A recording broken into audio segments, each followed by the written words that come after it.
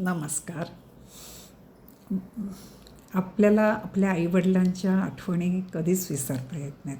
तशीच मला माझ्या आईची एक आठवण आज दिवसभर म्हणजे मनात गुंजी हे करते. तर म्हटलं आज तीच शेअर करूया.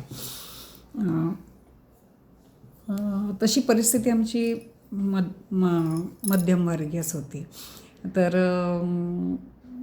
त्याच वेळेला नुकतंच ना पामतेल मार्केटमध्ये यायला लागलं होतं. मला वाटतं 80-82ची 80 मला तर बहुतेक 80-82चीच असेल अशी वाटतं. त्याला मी नुकतीच नोकरीला लागली. ऑफिसमध्ये ऐकून होते की कळलं म्हणजे की देवाला पामतेल वापरायचं आणि चांगल्या आपल्या घरच्यासाठी चांगलं तेल वापरायचं, मग पैसे वाचतात वगैरे. तर मी घरी जाऊन आईला म्हणाले, आई आपण देवासाठी पामतेल आणूया आणि आपल्यासाठी आपण रेग्युलर वापरतो तेच वापरूया, मग आपले पैसे वाचतील वगैरे. तर आई म्हणाली उलटं करूया ना आपण त्यापेक्षा. देवाला किती लागतं, एक वेळेला आपण तुपाचा घालतो, एक वेळेला तेलाचा लावतो. तर आपण देवाचा तोच आहे तोच ठेवूया आणि आपल्यासाठी पामतेल वापरूया. आपल्याला जास्त लागतं ना खायला. देवाला किती लागतं वातीला तेल. तर मी म्हटलं नाही, असं मी ऐकलं आहे की पामतेल एवढं आरोग्याला चांगलं नाही. मग आई म्हणाली, मग जर जे आपल्या आरोग्याला चांगलं नाही ते आपण देवाला वाहणार का? मी अतिशहाणी ना. मी लगेच म्हणाले, आई शबरीने नाही का रामाला उष्टीबोळ दिली, मग आपण नाही का आपल्याकडे आता परिस्थिती कमी आहे, जेव्हा आपल्याकडे जास्त पैसे येतील, चांगले पैसे यायला लागतील, मग आपण दोन्ही वेळेला हवे तर तुपाचा दिवा लावूया देवाला. पण आता आपल्याकडे थोडीशी कमतरता आहे ना, मग आपण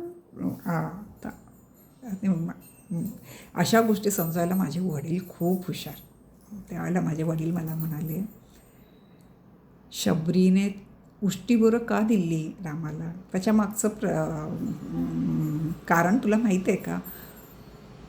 म्हटलं हो, ती आंबट असू नये, चांगली. मग तिचा भावार्थ काय होता? देवाला चांगलं मिळावं, गोड मिळावं, उत्तम असं मिळावं, देवाला उत्तम फळ मिळावं. तिचा हा नव्हता की मी देवाला उष्ट चारेन. तू त्याचा मागचा भावार्थ समजून घे. प्रत्येक कोणी वागलं ना त्याच्या मागचा भावार्थ आधी समजून घ्यायचा. तुझ्या नजरेला जे दिसतं ना तसं नाही वागायचं. कारण आपण बहुतेक कुठलीही गोष्ट आपल्या नजरेची बघतो. एकच परिस्थिती घडते, एकच गोष्ट असते, पण प्रत्येकजण आपल्या नजरेने किंवा त्यावेळेला आपली जी मनस्थिती असते त्या मनस्थितीने आपण त्या प्रसंगाकडे बघतो आणि खरं थोडा वेळ दिला तर आपल्याला त्याच्या मागचं सत्य कळतं. तसंच देवाला नेहमी चांगलंच द्यावं. कधीही शबरीने राम येईल तर त्याला उत्तम द्यावं म्हणून तिने चाखून गोड फळं ती ठेवत होती, स्वतः आंबट फळं खात होती पूर्ण. तिने कधी गोड फळं खाल्ली नाही का, ती रामाला मिळावीत म्हणून. आणि तू काय म्हणते, चांगलं तेल आपण खाऊया आणि स्वस्तवालं तेल देवाला वाहूया. किती म्हणजे ह्याच्यामध्ये तुझा अप्पलपोटेपणा येतो, स्वार्थ येतो. म्हणजे तू देवापेक्षा स्वतःच तुझ्या देहाला जास्त मानते. आणि मग तुला ते म्हणजे भजन माहीतच आहे, आता आत्मा परमेश्वर तू दिवा नाही लावला तर देव तुझ्याकडे भांडायला येणार नाही, देव तुला काही रागवणार नाही. पण जे करशील ते थोडं कर, जेवढं जमेल तेवढं कर. खूप अवडंबर नको माजू, पण चांगलं ठेव. देवाला कधी तुटकं फुटकं नको असलेलं असलं देवाला देऊ नको. चांगल्या म्हणून अक्षतासुद्धा वाहताना देवाला अखंड का व्हायची ती, म्हणजे वडिलांनी खूप छान मला समजावून सांगितलं, देव रागवत नाही, देव तुमच्याकडे मागत नाही, तू दिलं नाही म्हणून देव म्हणत नाही, देव तुझी फक्त कर्म बघतो, तुझं त्याच्या मागचं काय भावना आहे हे बघतो.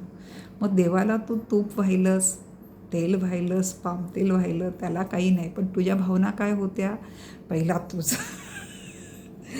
ती भावना देव बघतोय. आणि देवाला अनेक डोळे, अनेक आहेत, CCTVसुद्धा फेल, इतकं देवाचं हे आहे. मला ते पटलं. तेव्हापासून जे चांगलं तेच देवाला द्यायचं, जमेल तेवढंच करायचं. खूप चांगलं नाही आपल्याला जमत, बऱ्यापैकी भलं खूपच नाही, पण जेवढी आपली आहे त्याच्यामधलं सर्वोत्तम देवाला द्यायचं.